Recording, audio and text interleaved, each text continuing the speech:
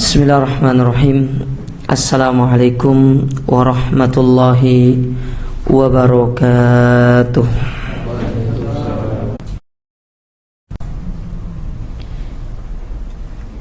Innal hamdalillah nahmaduhu wa nasta'inuhu wa nastaghfiruh wa na'udzu billahi min shururi anfusina wa min sayyiati a'malina. Man yahdihillahu fala mudilla lahu wa may yudlil fala hadiya lahu.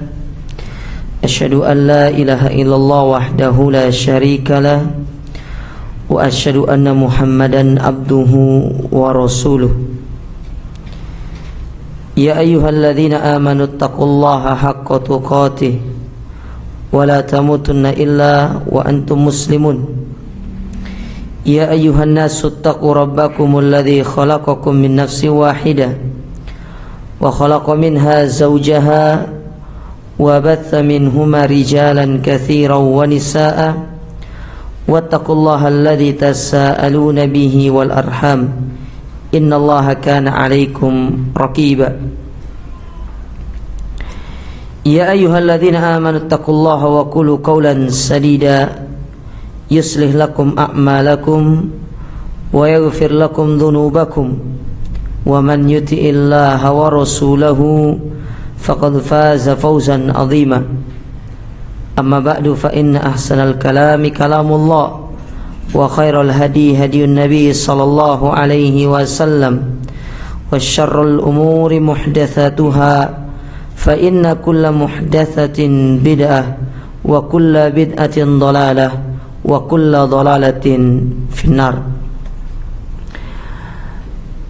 Ma'asyiral muslimin wal muslimat, ikhwani fillah wa akhwati rahimani wa rahimakumullah. Pertama-tama marilah kita bersyukur kepada Allah atas segala limpahan nikmat, karunia, hidayah, inayah serta pertolongannya, sehingga pada kesempatan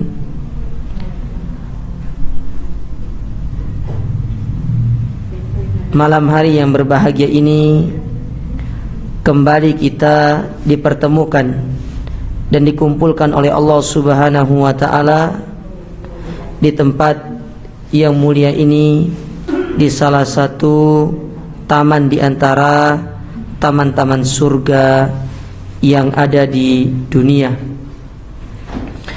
Insyaallah pada kesempatan ini kembali akan kita melanjutkan kajian kita, yaitu masih kita membaca kitab Asyraq Qawaid fi Tazkiyatin Nufus, 10 kaidah di dalam kita mensucikan jiwa, yang ditulis oleh Fadilatul Syekh Abdul Razak Ibn Abdul Muhsin Al-Abbad Al-Badar hafizahullahu ta'ala. Dan sekarang kita masuk ke dalam kaidah yang ke-8. Ya, betul ya. Kaidah yang ke-8 dari 10 kaidah di dalam kita mensucikan jiwa kita. Baik. Kaidah yang ke-8 yaitu, kata Syekh di sini, takhayyurul julasa'i wa intiqa'ir rufaqa, yaitu seorang dia itu selektif dalam memilih teman bergaul. Selektif di dalam memilih teman bergaul. Ini penting karena teman itu jamaah memiliki andil yang sangat besar dalam menjadikan kita itu bisa senantiasa lurus di dalam kita beribadah kepada Allah. Lebih-lebih teman itu sangat berpengaruh di dalam diri kita ketika proses hijrah. Itu penting. Orang kalau salah dalam pilih teman ketika hijrah, itu yang menyebabkan hijrahnya itu tidak akan bisa istiqomah nantinya. Makanya penting seorang itu memilih teman. Makanya saya di sini mencantumkan poin ini di dalam 10 kaidah, karena memang pembahasan masalah teman ini adalah pembahasan yang sangat penting untuk terus kita pahami.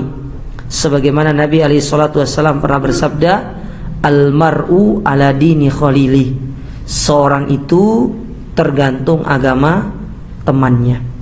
Ya, jadi baiknya agama seseorang salah satu faktornya yaitu pandai di dalam memilih teman bergaul, teman duduk, teman diskusi, ya, teman dia berbincang, teman dia di dalam bertukar pikiran. Ini yang penting untuk kita benar-benar perhatikan. Terkadang ada orang yang pilih teman itu hanya karena sekedar dia satu hobi, hobinya suka mancing misalkan, ya, saya berteman sama dia karena suka mancing, tapi manfaat agama nggak didapatkan, hanya manfaat tukar pikiran dalam proses mancing memancing, ya, apalagi memancing hati para wanita, ya. Taib.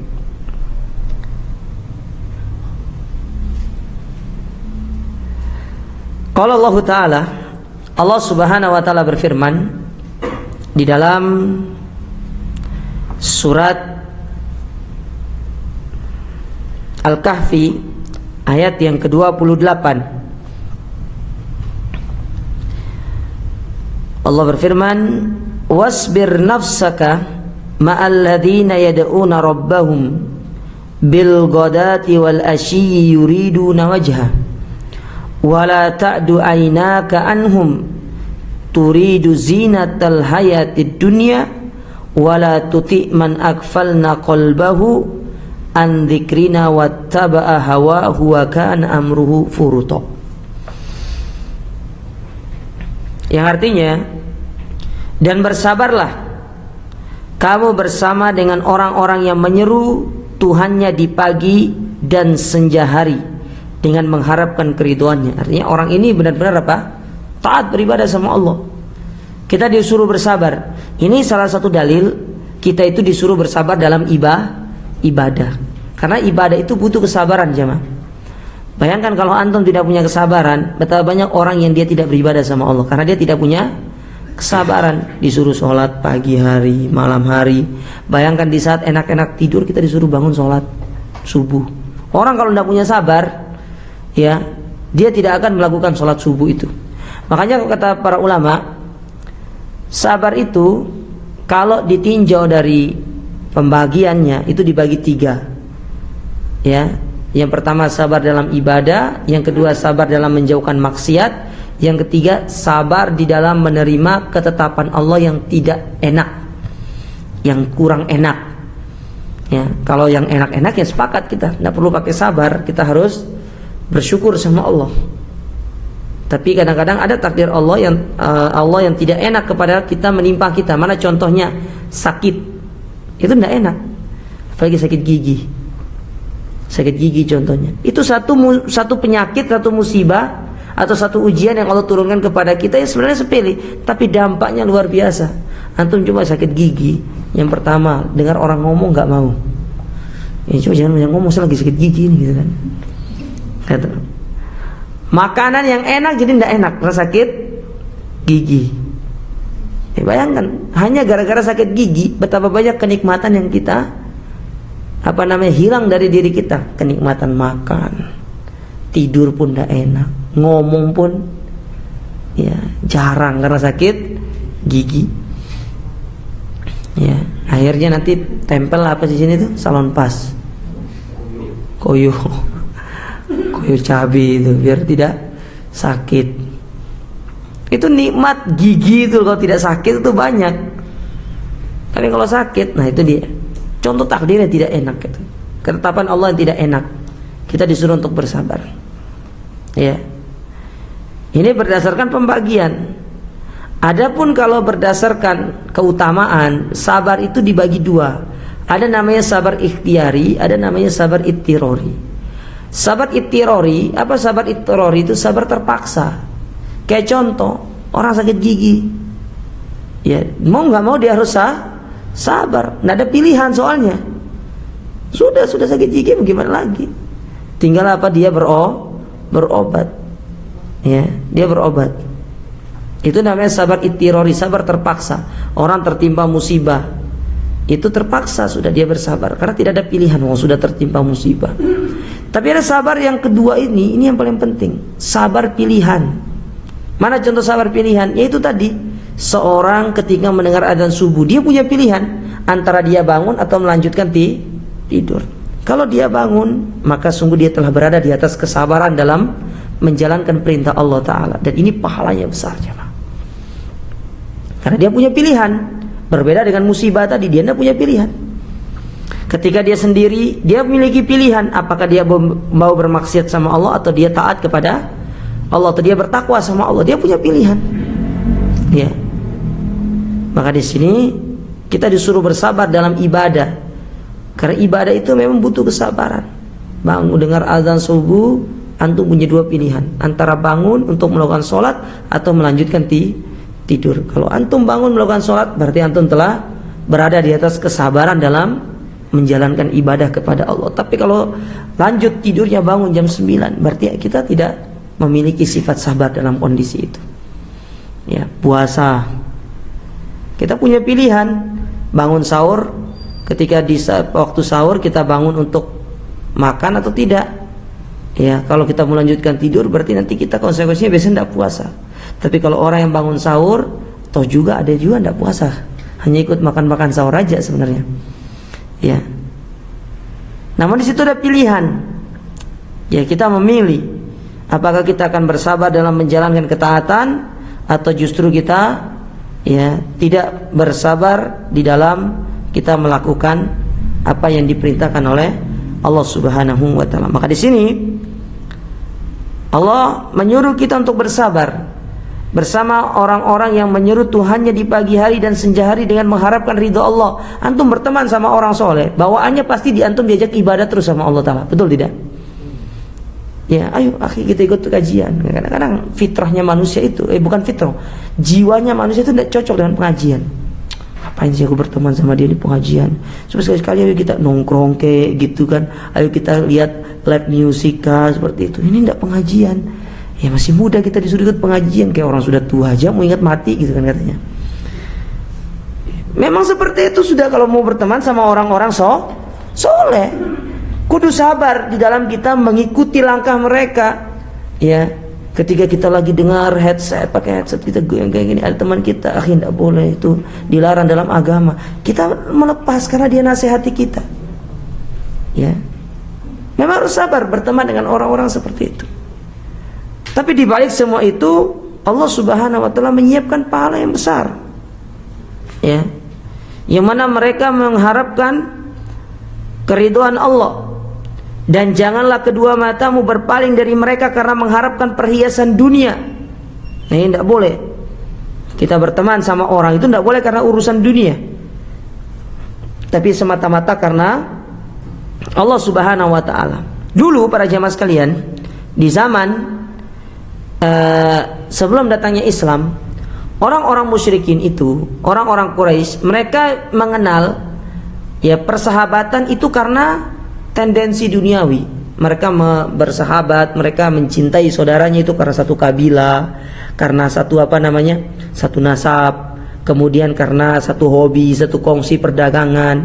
Ya, mereka membangun sebuah relasi, membangun sebuah ikatan persahabatan karena urusan-urusan seperti itu. Dan ini sebenarnya tidak masalah sebenarnya dalam urusan agama.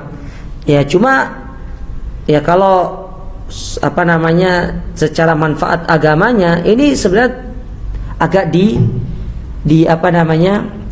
sebaiknya dihindari. Karena kalau kita membangun sebuah relasi karena urusan duniawi, karena kalau sudah duniawi itu hilang dalam diri kita, maka relasi pun akan sirna dalam diri kita, sirna antara kita dengan dia. Nah, dulu orang-orang musyrikin itu mereka itu membangun sebuah relasi itu karena urusan dunia. Bukan karena cinta karena Allah, bukan karena agama, bukan karena orang tersebut soleh kita jadikan dia sebagai teman, bukan itu. Ya, karena mereka satu nasab, ya karena mereka itu satu hobi, satu segala macam. Akhirnya Islam datang, Islam datang, kemudian mengajarkan kepada mereka, ternyata ada cinta, ada persahabatan yang lebih utama daripada sekedar kita membangun sebuah relasi persahabatan karena hal-hal yang sifatnya duniawi. Apa itu? Kita membangun persahabatan, kita membangun sebuah relasi karena Allah Subhanahu wa ta'ala, karena dia teman yang soleh. Kita jadikan sebagai teman karena dia orang taat sama Allah Ta'ala, supaya kita bisa mendapatkan manfaat akhirat dari dia. Datang, ya, Islam mengajarkan demikian kepada mereka. Ya. Maka di sini jangan kita berpaling dari mereka karena kita mengharapkan urusan duniawi. Karena kalau kita berteman dengan orang soleh, jangan kita harapkan urusan duniawi dari mereka, tapi berharaplah kita mendapatkan manfaat akhirat. Berharaplah kita mendapatkan manfaat supaya kita menjadi pribadi yang lebih baik. Dan itu yang sangat ditekankan di dalam agama. Wala tuti' man aghfalna qablahu an dzikrina. Dan janganlah kamu mengikuti orang-orang yang hatinya telah kami lalaikan dari mengingat kami. Artinya mereka-mereka yang senantiasa berada dalam kemaksiatan. Karena di antara dampak buruk maksiat itu jamaah, yaitu seorang akan dilalaikan dari mengingat Allah. Makanya Allah Ta'ala mengatakan, ya, falamma zagu azaghallahu qulubahum. Tatkala mereka sekali-kali menyimpang dari Allah, Allah simpangkan mereka dengan sangat jauh. Ya. Makanya Allah mengatakan juga, am ala qulubihim aqfaluha. Apakah di dalam hati-hati mereka ada gembok-gembok yang menjadikan hati mereka terkunci karena mereka tidak bisa mendengarkan peringatan Allah. Ini salah satu sebabnya karena maksiat yang kita lakukan. Dan dampak maksiat itu banyak, ya. Kalau kita hubungkan dengan model sekarang, salah satu sebab terjadinya COVID-19 itu gara-gara maksiat, ya, gara-gara maksiat. Dan itu sudah banyak disampaikan oleh para ustadz-ustadz kita, tidak perlu saya mengulangi kembali, ya, gara-garanya maksiat, ya. Andaikan mereka tidak melanggar batasan-batasan Allah, mereka tidak melanggar koridor-koridor Allah Subhanahu wa ta'ala yang tetap ditetapkan kepada kita manusia, tidak akan terjadi yang demikian itu. Tapi karena dia melanggar, makanya Allah katakan, wa may yata'adda hududallah faqad dzalama nafsah. Orang yang melanggar aturan-aturan Allah, melanggar batasan-batasan Allah, pasti Allah akan memberikan hukuman. Kita saja dalam konteks kehidupan kita bermasyarakat, seperti kita seorang warga negara, melanggar lampu merah saja bisa mendapatkan hukuman, bisa kena tilang. Sekarang kan tilangnya bukan polisi yang tilang, kamera yang tilang kita sekarang. Itu hukuman dari sisi duniawinya. Konteks kita berhidup, berbangsa dan bernegara, itu aturan manusia, ada hukumannya. Gimana sekarang kalau aturan Allah Ta'ala? Pasti lebih dari itu hukumannya. Kalau hukuman manusia hanya sekedar surat tilang, bisa kita bayar. Kalau sudah musibah yang seperti ini, bayangkan musibah yang seperti ini yang menimpa kita, yang Allah telah katakan dalam Al-Quran, wattaqu fitnatan la tusibannal ladzina dzalamu minkum khassah. Hati-hati dengan satu musibah, dengan satu bencana, yang bencana itu tidak akan hanya menimpa orang-orang yang berbuat maksiat, tapi juga akan menimpa orang-orang yang melakukan ketaatan kepada Allah Ta'ala. Untuk lihat, apakah yang merasakan dampak buruk dari musibah ini hanya mereka yang melakukan maksiat? Tidak, kita pun demikian. Mana contoh dampak buruknya kepada kita? Akhirnya timbul was-was dalam diri kita, ya toh?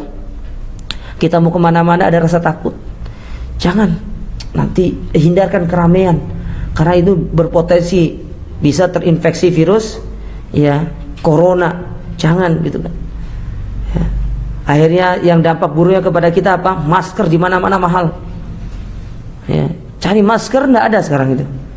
Sampai saya pernah masuk di salah satu supermarket, langsung di depannya dituliskan apa? Mohon maaf, masker dan hand sanitizer itu kosong.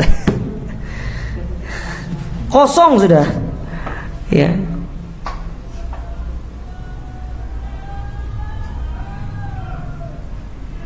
Ya. Kosong.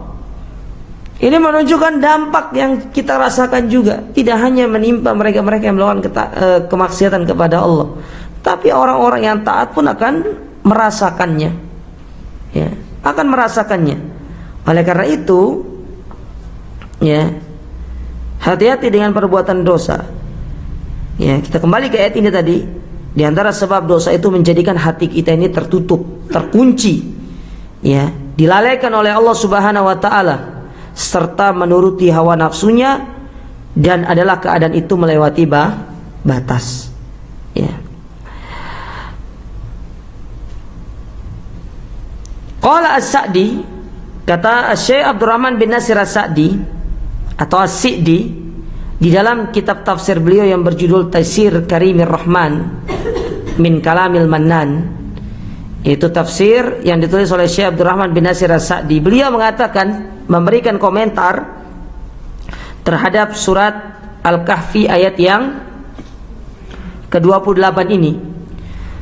Beliau mengatakan, fiha al-amru bi suhbatil akhyar.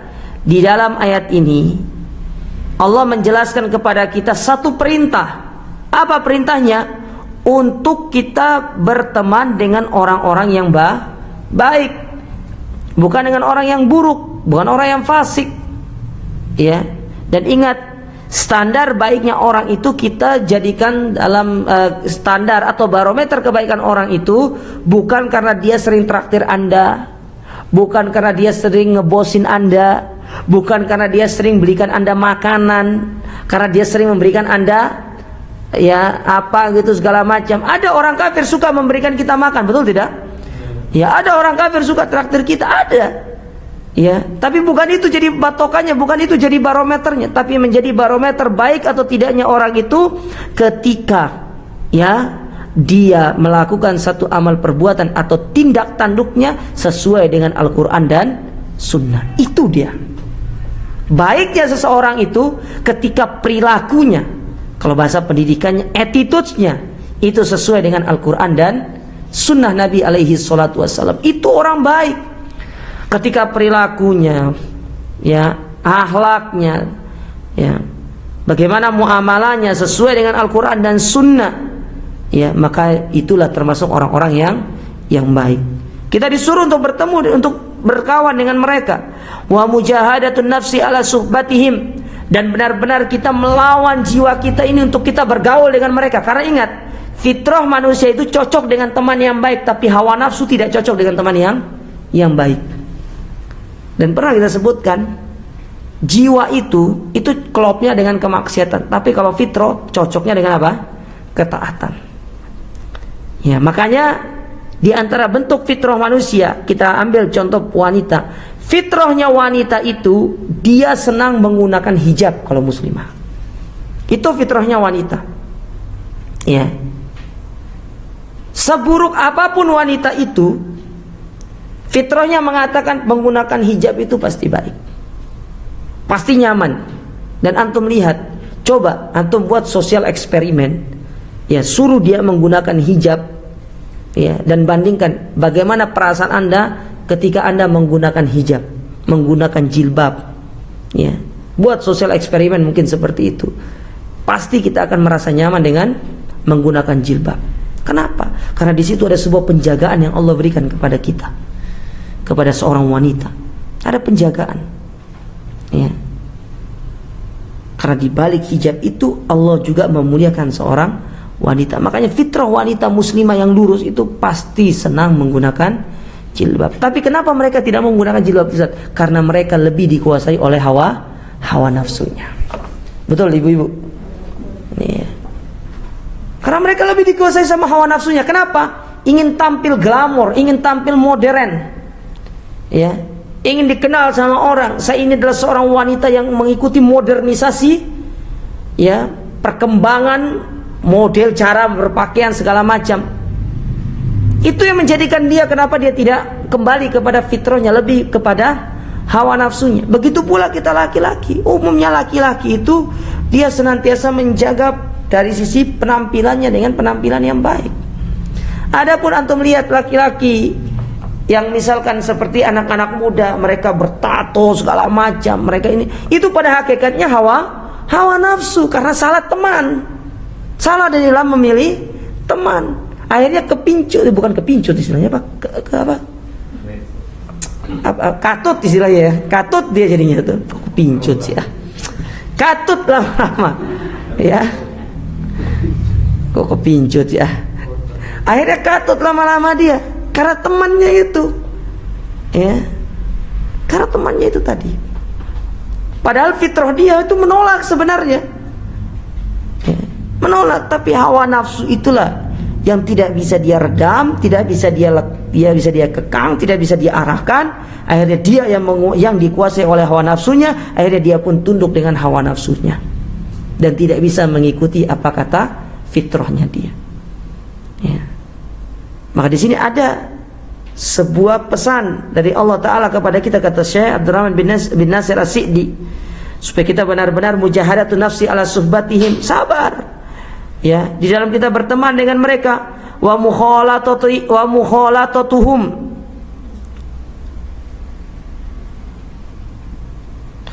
wa mukhalatatihim, dan tatkala kita berinteraksi dengan mereka, wa in kanu fuqara, meskipun mereka itu orang-orang fakir, miskin, ya, orang-orang miskin. Fa inna fi subatihim minal fawaid la yuhsa, karena tatkala kita berteman dengan orang baik, di situ ada sebuah faedah, sebuah keutamaan, sebuah keberuntungan yang tidak akan pernah kita bisa menghitungnya para jemaah. Bayangkan antum berteman sama orang yang baik, betapa banyak kebaikan yang kita dapatkan. Dia bisa menjadikan kita sholat yang tadinya jarang sholat, dia bisa menjadikan kita jadi orang baik, dia bisa menjadikan gini-gini sebanyak. Akhirnya kita kenal sama teman-teman yang baik lainnya. Itu berawal dari satu teman yang baik. Ya. Nah, di sini ada perintah dalam ayat ini untuk kita mencari teman yang baik. Wa qala Nabi sallallahu alaihi wasallam, lalu Nabi alaihi salatu wasallam bersabda dalam hadis yang dikeluarkan oleh Abu Daud, Al-Imam Abu Daud dan yang lainnya.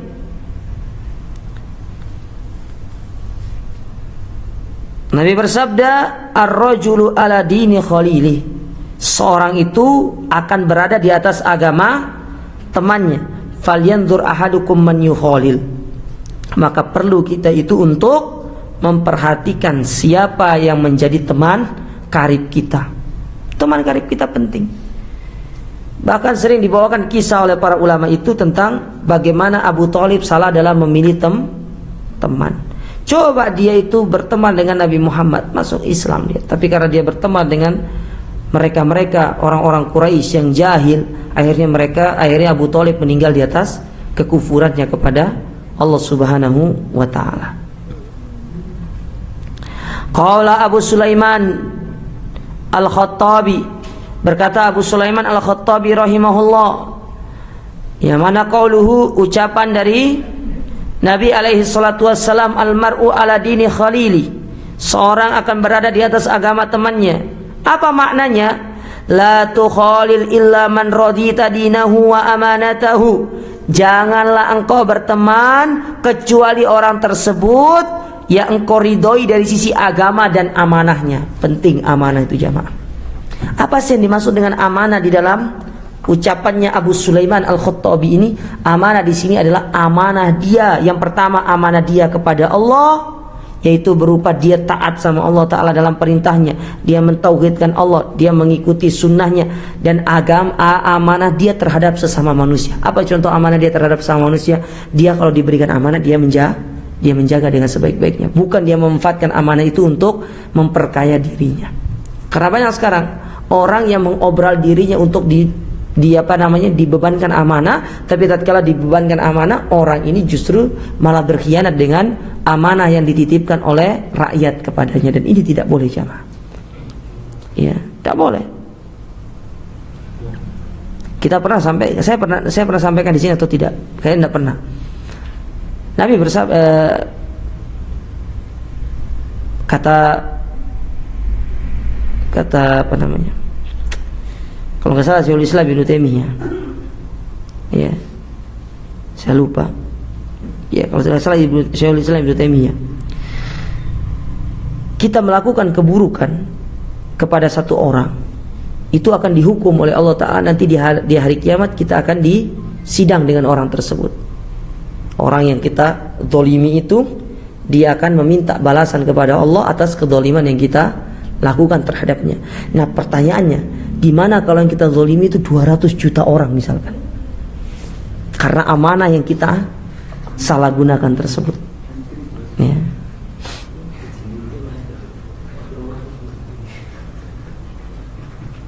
Ya.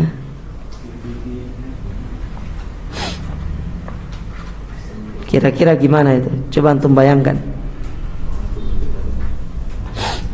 Ya. Kira-kira kalau satu orang saja sudah mengerikan, bagaimana kalau yang akan, ya, datang kepada kita sebanyak 700 atau 200 juta orang, ya, dia meminta supaya, ya, amanahnya yang dia bebankan kepadanya dikembalikan. Maka ya subhanallah jamaah, ini merupakan satu hal yang sangat berbahaya khususnya, dan ini adalah hal yang sangat perlu untuk kita waspadai, dan jangan sampai kita meremehkan yang namanya amanah dari Allah Subhanahu wa ta'ala. Maka di sini janganlah engkau berteman kecuali dengan orang-orang yang engkau ridhoi agama dan amanah terhadapnya. Fa innaka idza khalaltahu qadaka ila dinihi wa madhhabihi.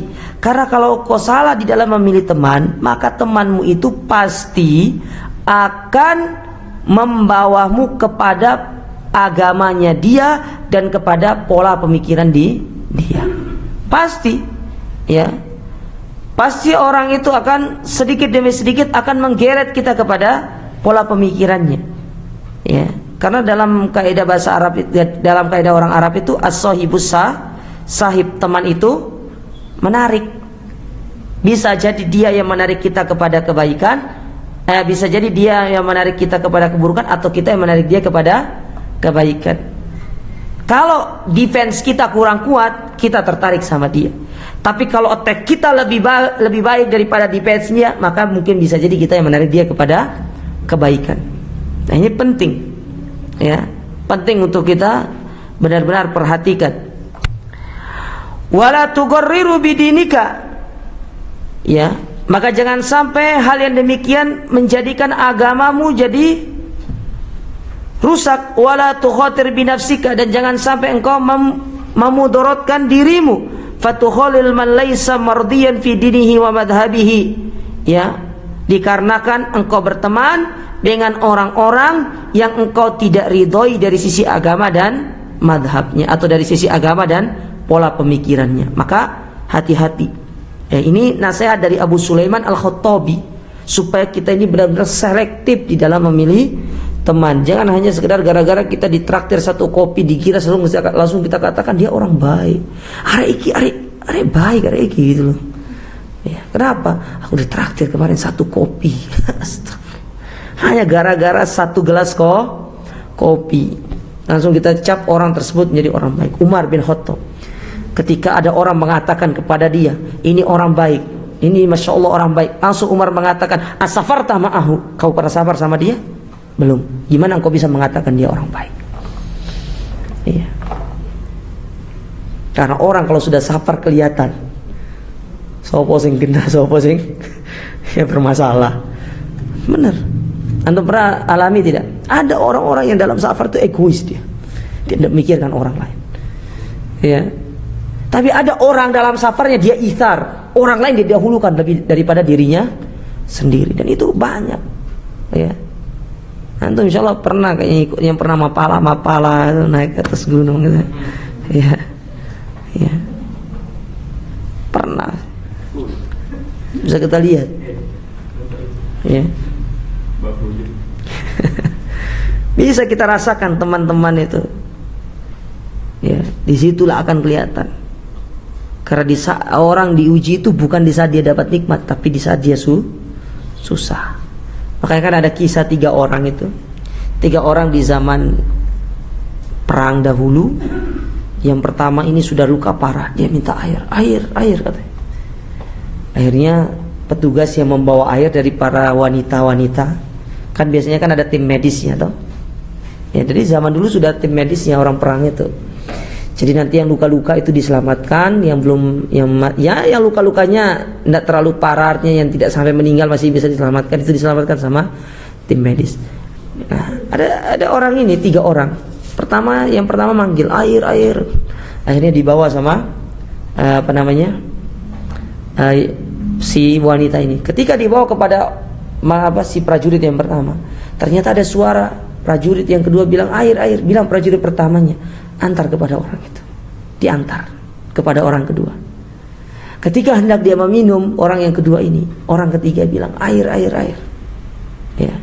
Akhirnya dia berjalan, ya, si wanita ini menuju orang ketiga karena disuruh sama orang kedua. Di tengah perjalanan ternyata sampai di orang ketiga itu dia meninggal. Akhirnya si wanita ini balik kepada prajurit yang kedua tadi, ternyata meninggal juga. Balik ke yang pertama lagi, ternyata meninggal juga. Dan ternyata airnya tidak jadi diminum. Saya aja yang minum dah. Ya, tidak jadi. Lalu apa pelajaran yang bisa diambil? Mereka itu lebih mendahulukan orang lain dalam kondisi yang padahal itu sudah sekarat loh itu. Ya. Sudah sekarat tapi tetap mendahulukan orang lain. Ini menunjukkan apa? Contoh teman yang baik seperti ini. Itsar. Mendahulukan orang lain dalam urusan duniawi, tapi dalam urusan akhirat, jangan. Kita ini kadang-kadang ya mendahulukan orang sama diri kita dalam urusan akhirat. Mana contohnya ketika ada sop di depan kosong, monggo Pak maju. Ya jangan gitu, masuk kita. Kita yang maju, bukan monggo Pak, ya. Nah, ini salah, istarnya salah kita itu. Iya. Kenapa ada sop awal? Aduh, aku belum tua ini. Alasannya belum tua. Jadi apakah memang skeptiknya orang tua depan, sebelakang itu anak muda? Tidak. Tapi dalam urusan akhirat bila perlu berlomba-lomba. Ya. Abu Bakro. Bagaimana Abu Bakro? Abu Bakro itu ketika dia sholat, dia sholat sambil jalan untuk masuk ke dalam shaf. Nah, kita tidak bisa mengikuti apa yang dilakukan oleh Abu Bakro itu. Mungkin kalau kita sholat sambil jalan di sini bilang, oh ini Wahabi, tidak bisa. Ya. Ini perlu kita garis bawahi para jemaah sekalian. Cari teman yang baik. Ya, untuk mengetahui teman itu baik atau tidak, perlu melakukan studi yang lebih mendalam terhadap orang itu. Jangan hanya gara-gara baru diberikan seblak di situ langsung apa? Ya ada seblak di sini tuh ya. Ya kan di sini seblak kan? Ya betul nggak? Ya, ada seblak. Gara-gara seblak langsung bilang, wah iki arek apik Pak, arek iki. Luar biasa orang ini, insyaallah katanya. Gara-gara satu bungkus seblak. Baik. Walihada yaqul Ibnu Mas'ud. Oleh karena itu Abdullah bin Mas'ud mengatakan, "Itabirun nasa bi akhdanihim fa innal mar'a la yukhadinu illa man yu'jibuhu." Ya. Kata Abdullah bin Mas'ud, ya, radhiyallahu taala anhu, ya, beliau mengatakan, nilailah manusia dengan sahabat dekatnya, karena seseorang tidaklah bersahabat kecuali dengan orang-orang yang dikaguminya. Kita kalau kagumi orang, atau lihat ya, dia orang baik atau tidak tergantung siapa yang dikagumi.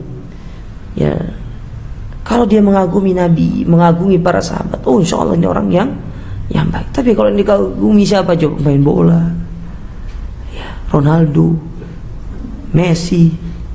Ya. Saya tuh heran jemaah. Saya tuh sedih ketika melihat banyak kaum muslimin yang lebih mengidolakan, lebih apa istilahnya ya? Ya, mengidolakan lah, bukan bahasanya ya. Atau ada bahasa yang lain? Ya, ngefans gitu ya. Ada yang lain nggak bahasa yang itu?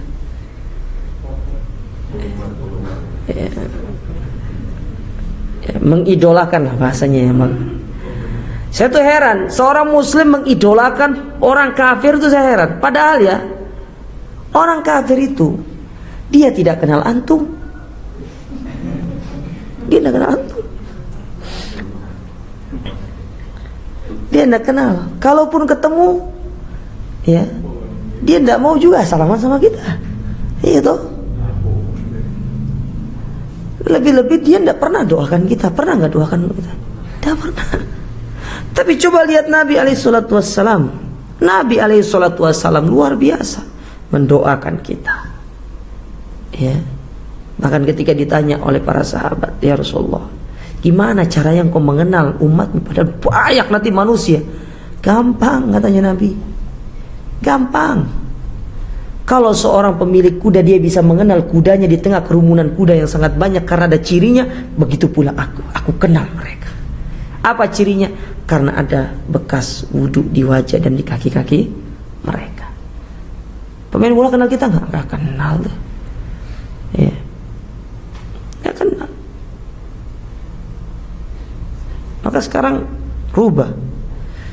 Ya, kita tahu orang ini baik atau tidak tergantung siapa yang menjadi idolanya dia, yang menjadi ya followersnya dia siapa, yang dia follow itu siapa. Ya, karena itu akan terlihat di dalam kepribadiannya dia. Coba lihat orang yang kalau dia gembar sama pemain bola sampai gaya rambutnya diikuti, betul tidak? Ya. Antum lihat orang yang senang sama Bob Marley, ya, Bob Marley itu penyanyi reggae itu, ya, yang warna bajunya apa itu, yang warnanya, ya.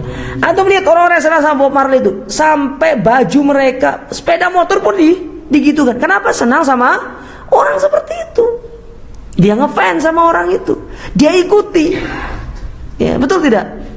Ya, bahkan sampai gaya rambut Bob Marley diikuti. Ya.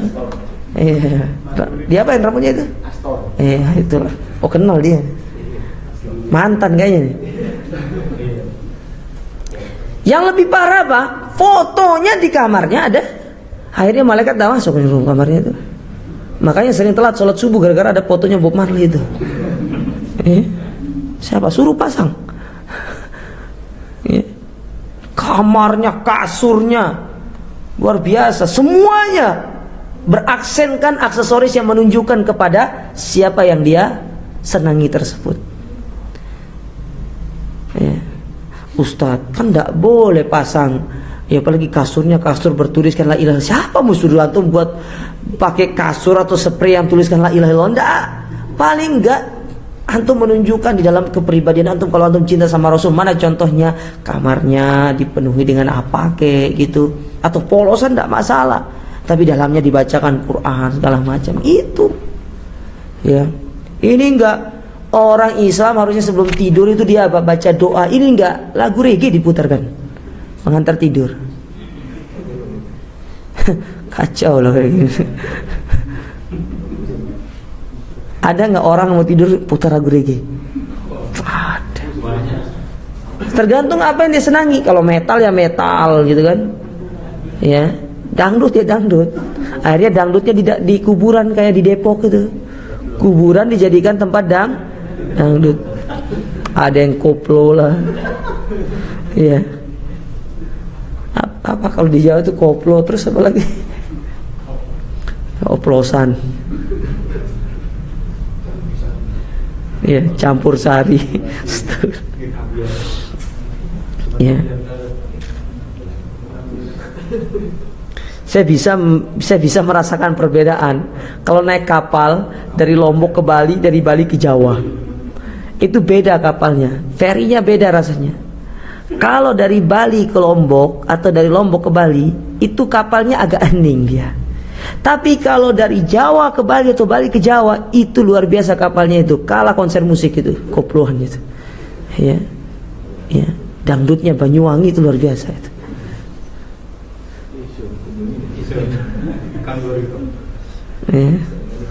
Subhanallah. Jadi kita itu disuruh untuk apa?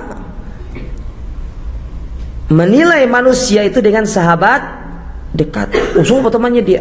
Dia Masya Allah, temannya itu orang-orang yang suka ikut pengajian di Gama Pet Shop, yang suka juga di Ahmad Yani. Masya Allah, baik orang ini jauh. Siapa temannya dia? Itu yang suka mangkrik di lampu merah itu, yang kalau sudah lampu merah nanti rambutnya naik ke atas kayak ya apa namanya kepalanya ayam yang itu. Apa itu namanya? Cek. Padahal kan belum tentu kita melakukan itu, betul tidak? Tapi kan karena kita temannya dia, akhirnya apa? Orang mengecap kita sama seperti dia. Oleh karena itu Nabi SAW bersabda, ya, Nabi bersabda, "Matsalul jalisi shalih was-su' kahamilil miski wa nafihi kir." Perumpamaan teman yang baik dengan teman yang buruk itu apa? Seperti penjual minyak wangi dengan pandai besi. Apa bedanya, Ustaz? Fahamilul miski imma an yuhdiyaka wa imma an tabta'a minhu. Penjual minyak wangi itu, ya, engkau akan mendapatkan salah satu di antara tiga. Yang pertama, bisa jadi dia akan menghadiahkan kepadamu. Sudah kasih minyak wangi, ya. Atau disuruh colek, coba colek. Kan biasa penjual minyak wangi kan kalau oleh coba dulu kan, ya. Coba kata. Atau kalau sudah gitu kita tertarik beli, dapat minyak wanginya. Atau paling enggak karena kita duduk bersama, karena kita kumpul bersama penjual minyak wangi itu paling enggak ada bau-bau harum yang kecipratan sama kita. Ya, mungkin kita tidak seperti mereka, tapi paling enggak kita kalau duduk sama mereka itu sudah menjadi sebuah nilai plus bagi diri kita. Kita ini berarti ada potensi untuk menjadi orang baik. Tapi coba kalau kita teman sama teman yang buruk, wa nafihi kir, seperti pandai besi, imma an yuhriqa alika thiyabak, bisa jadi dia akan membakar dirimu karena kena percikan api. Cuma untuk lihat pandai besi itu, ketika dia memanaskan itu, ya, dipanaskan lalu dipukul, itu kan percikannya kan mantul toh, kalau apa kan apa istilahnya, melober kemana-mana.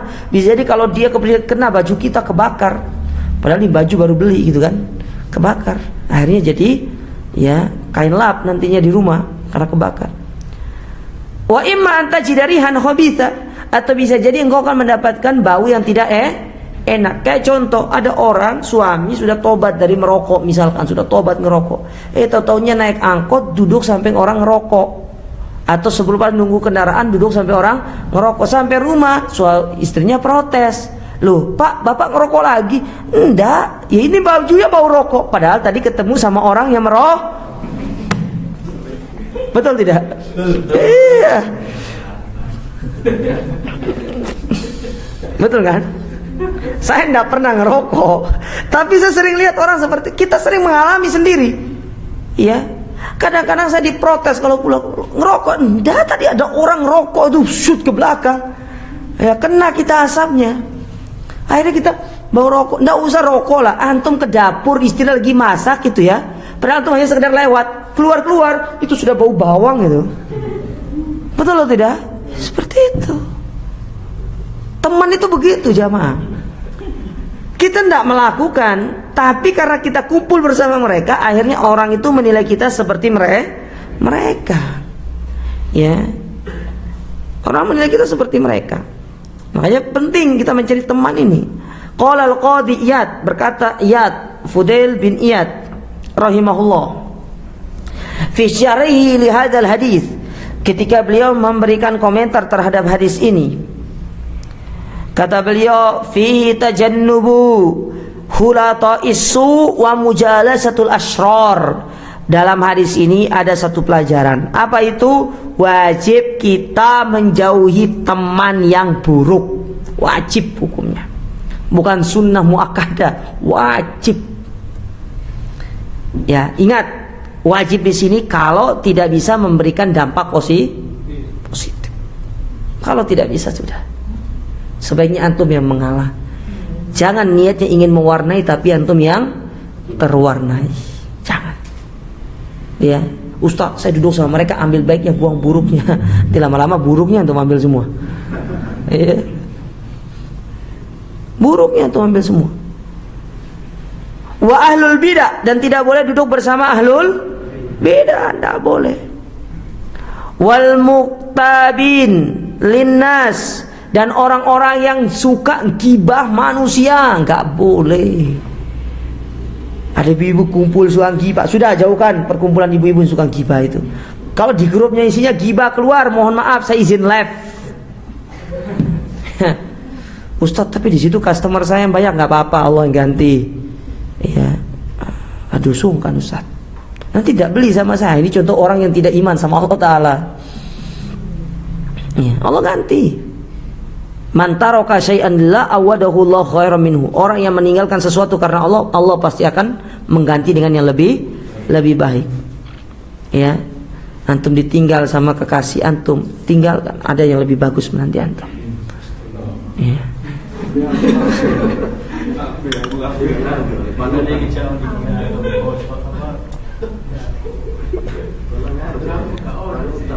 Iya. Ya.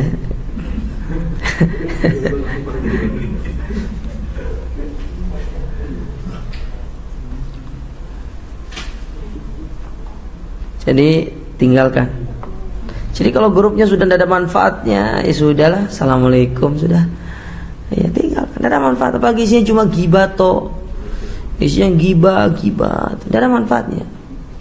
Ya. Ketika kita diam di situ tidak bisa memberikan manfaat, ya sudah, selesai. Karena pasti lambat laun kita akan terkena dampak buruknya. Li'anna jami'a haula'i yunfidhu atharahum ila jalisihim, karena semua itu dapat memberikan pengaruh kepada teman. Ya. Wal haddu ala mujalasati ahlil khair wa talakil ilmi wal adab wa husnil huda wal akhlaq al hamida. Dan kita diperintahkan untuk bersama orang-orang yang baik, duduk bersama mereka, menuntut ilmu dengan mereka, belajar adab dengan mereka, ya, supaya kita ini mendapatkan petunjuk dan akhlak yang mulia dari mereka. Makanya ada sebuah syair yang mengatakan, tashabbahu bil kiram fa illam takun mislahum fa inna tashabbuha bil kirami falah. Ya, bertemanlah dengan orang yang baik meskipun kita tidak bisa nanti seperti mereka.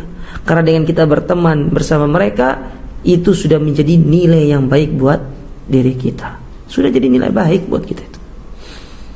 Fa'alal abdi, maka bagi seorang hamba, takhayyurul julasa, sepatutnya dia, ya,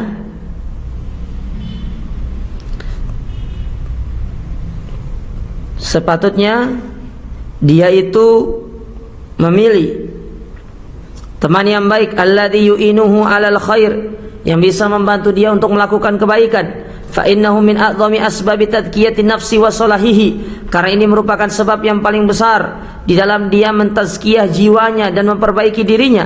Wa an yahdhara hulata asyarri, dan dia hendaklah benar-benar hulata usyarri. Wa an yuhdhara hulata usyarri, dan hendaklah dia itu menjauhkan dirinya dari perkumpulan-perkumpulan yang jelek, wa julasaul fasad, dan teman-teman yang buruk. Fa innahum akhtaru alaihi minal jarab, karena ini lebih berbahaya daripada yang namanya jarab. Jarab itu apa ya? Apa di situ terjemahannya itu? Ada enggak? Hah? Enggak ada. Di situ sampai mana terjemahannya? Enggak ada. Kudis. Apa? Kudis. Penyakit kulit. Iya. Lebih berbahaya dari penyakit kulit kan bisa disembuhkan. Kalau teman yang buruk itu susah. Itu maksudnya. Iya. Lebih berbahaya daripada penyakit kulit. Antum kena penyakit kulit bisa jadi sebab masuk surga, tapi kalau salah dalam hidup teman bisa jadi sebab masuk neraka. Itu bahayanya. Ya. Jadi intinya dari bab ini adalah kita benar-benar menjauhkan diri kita dari teman yang buruk, dari teman yang jelek, dari teman yang tidak baik, dan hendaklah kita berteman dengan teman yang baik. Baik para jamaah sekalian, ini kaidah ke-8 dalam kita mentazkiyah diri kita.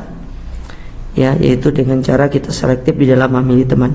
Insyaallah pada pertemuan berikutnya kita akan bahas kaidah yang ke-9, yaitu waspada dari sikap ujub dan tertipu dengan diri sendiri. Ya. Wallahu taala alam. Sampai di sini. Ada yang ingin bertanya? Saya persilakan.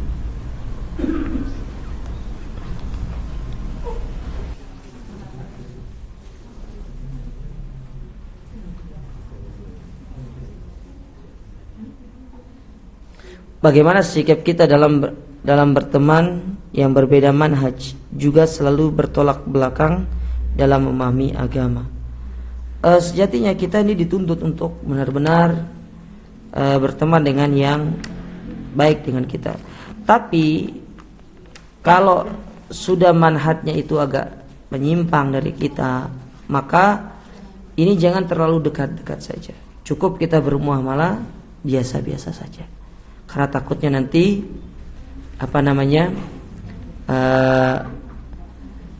takutnya nanti ketika kita dekat dengan dia, bisa jadi doktrin-doktrinnya dia itu tidak sadar akan merasuki diri-diri kita. Muamalah biasanya saja. Ya jangan sampai terlalu berlebih-lebihan. Ya. Dan di sini juga ada kewajiban kita untuk mendakwahkan dia supaya dia meninggalkan manhaj yang salah di dalam dia beragama. Nasihati dia, tapi dengan cara yang baik. Ya.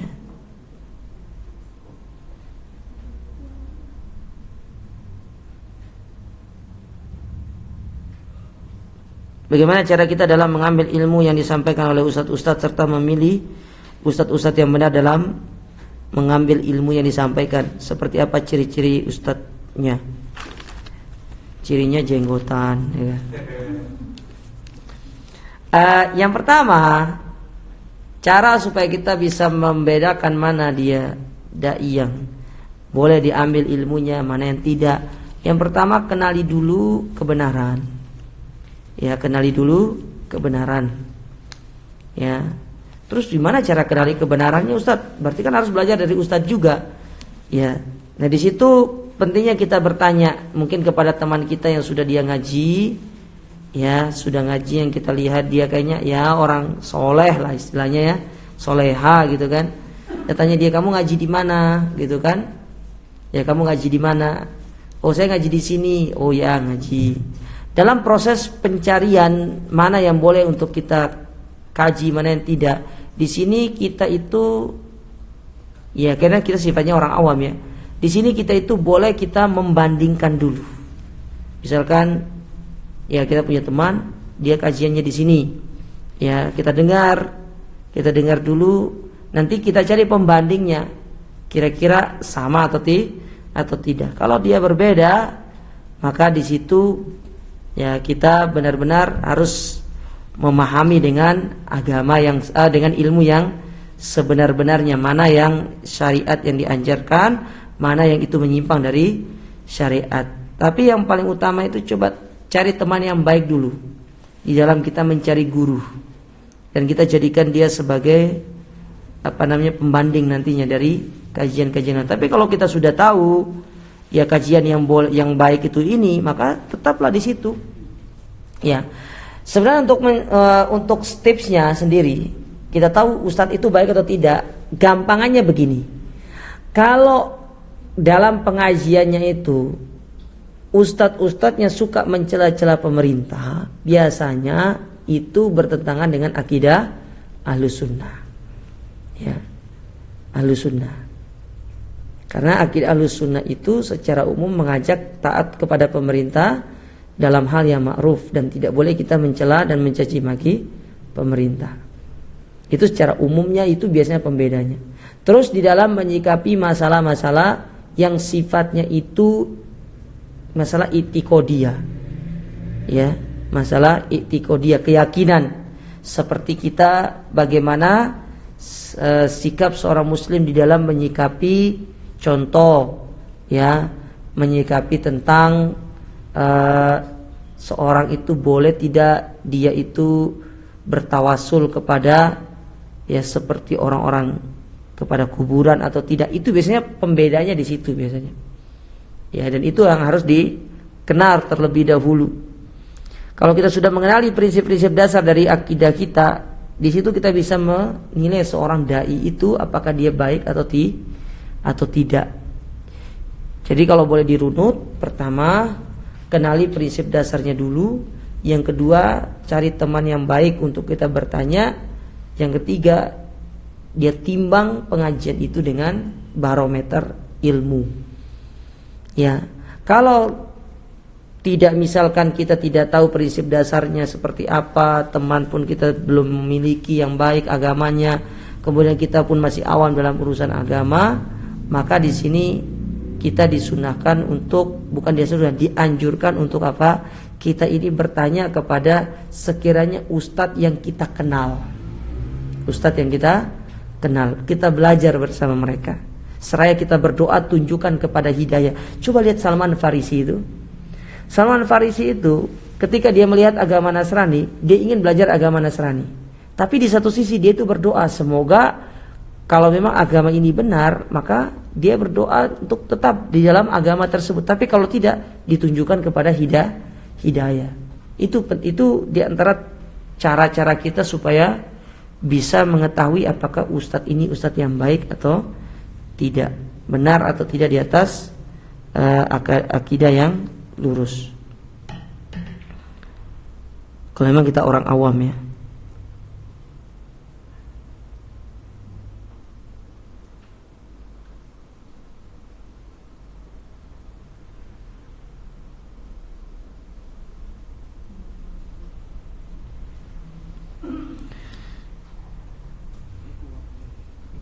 Bagaimana kiat memilih teman yang benar-benar memiliki akhlak dan manhaj yang lurus? Sebab sekarang ini semua mengaku sunnah. Dan apabila tidak semanhaj, apa saja batasan kita berkawan? Yang pertama, cara kita memilih teman ya yang benar-benar baik dan akhlaknya atau baik manhajnya ya, itu ditimbang dari ilmu. Ya, kita harus tahu dulu bagaimana manhaj yang lurus, bagaimana akhlak yang baik. Itu yang akan menjadi barometer utama kita. Ya, contoh misalkan dalam masalah akhlak, bagaimana akhlak dia kepada Rasulullah SAW, dia harus menimbangnya. Dia harus mau mengetahui dulu, baru di situ dia akan bisa menimbang. Begitu pula dengan manhaj yang lurus, bagaimana caranya supaya kita bisa tahu di teman kita berada di atas manhaj yang lurus? Kenali dulu bagaimana manhaj yang lurus tersebut, baru kita akan bisa menimbangnya. Kalau kita tidak mengenal bagaimana akhlak atau manhaj yang lurus itu, kita tidak akan bisa menjadikan barometer kita itu untuk menilai orang lain. Jadi harus kenali dulu akhlak yang baik seperti apa, manhaj yang lurus seperti apa. Terus bagaimana batasan kita berkawan dengan orang yang tidak semanhaj dengan kita? Yaitu tadi, selama tidak mengganggu masalah manhaj kita dan dia tidak dan berteman dengan dia, masih kita bisa membawa dia, ada kemungkinan masih kita bisa menjadikan dia kembali ke manhaj yang lurus, maka ini tidak ada masalah. Tapi kalau sudah hal tersebut dapat menjadikan ya manhaj kita pun menjadi bengkok nantinya atau menjadi menyimpang nantinya, maka sebaiknya kita jauhi hal tersebut. Ya. Adapun dalam masalah sebatas muamalah biasa, maka tidak ada masalah. Intinya dilihat, kalau dia masih bisa diberikan manfaat, maka tidak apa-apa berkawan dengan dia sambil kita mendakwakan dia.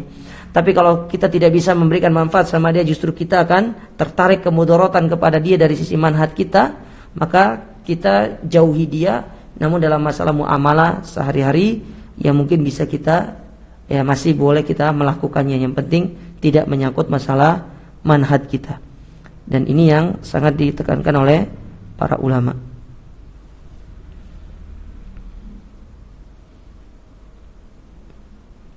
Apakah salah memilih teman bisa menarik di neraka kelak? Iya, bisa. Ya, bisa menarik kita di neraka. Ya, sebagaimana Allah Ta'ala berfirman, al-akhilla yawma idzin ba'duhum li ba'din adu illal muttaqin. Salah di dalam memilih teman di dunia, atau kita berteman karena urusan duniawi, Karena salah di dalam kita menjadikan barometer di dalam kita berteman terhadap mereka, Allah akan hinakan kita, dan bisa jadi itu sebagai sebab kita dimasukkan ke dalam api neraka kelak karena kita mengikuti teman yang salah tadi. Ya.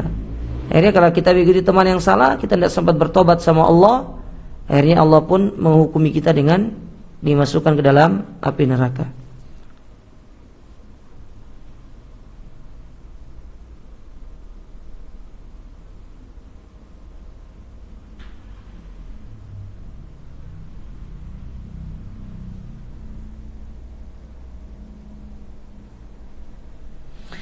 Ustaz, saya mau bertanya, ketika kita bersahabat atau berteman yang berbeda agama, salah satunya di kampus saya yang mayoritas non-muslim, apakah iman atau keadaan kita akan sama dengan agama teman saya? Dan kebetulan saya merasa tidak demikian terhadap agama seorang yang berbanding lurus dengan keadaan agama teman. Di sini boleh sih seorang itu bermuamalah dengan orang-orang non-muslim. Ya, boleh seorang itu bermuamalah dengan seorang non-muslim, tapi jangan sampai dia itu menjadikan non-muslim itu sebagai teman karibnya dia, kemana-mana bersama dia, bareng sama dia, ya. Kemudian kita cerita sama dia, apa pokoknya segala hal dekat pokoknya. Ini tidak diperbolehkan di dalam agama. Tapi kita itu boleh bermuamalah kepada dia sebatas, ya kalau dia teman kuliah, sebatas masalah perkuliahan dengan dia. Jangan sampai nanti dia teman nongkrong kita bareng, diskusi kita untuk masalah urusan kehidupan kita sama dia. Akhirnya apa, kalau sudah bablas seperti itu, ya ujungnya nanti apa? Kalau diajak ke gereja juga kita mau nanti. Ya. Ini yang ditekankan. Kalau sebatas urusan kuliah tidak masalah. Urusan jual beli misalkan tidak ada masalah. Tidak ada yang larang.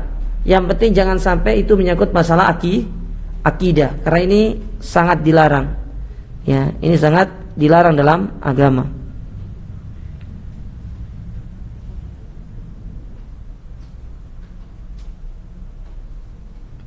Saya diundang di acara resepsi pernikahan sahabat lama saya, dan acaranya di gedung yang pastinya campur baur ikhtilat dan ada musiknya.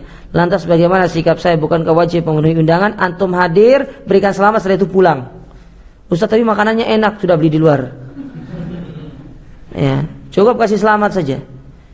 Ya, setelah itu pulang. Tapi kalau mau, ya, kalau mau misalkan kasih selamatnya setelah acara resepsinya, ya bilang saja, afwan saya tidak bisa hadir, ada uzurnya apa, ngantuk mungkin. Ya, kurang lebih seperti itu. Ya, kurang lebih seperti itu. Tapi wallahu ta'ala alam, saya rasa ini yang bisa saya sampaikan pada kesempatan yang berbahagia ini. Semoga yang disampaikan ini bermanfaat dan semoga ini bisa menambah keimanan kita kepada Allah Subhanahu wa taala. Insyaallah pada pertemuan berikutnya kita akan masuk ke kajian yang kepada adab yang ke-9 atau kaidah yang ke-9. Taib wallahu ta'ala alam. Wa akhiru da'wana alhamdulillahi rabbil alamin. Wassalamualaikum warahmatullahi wabarakatuh.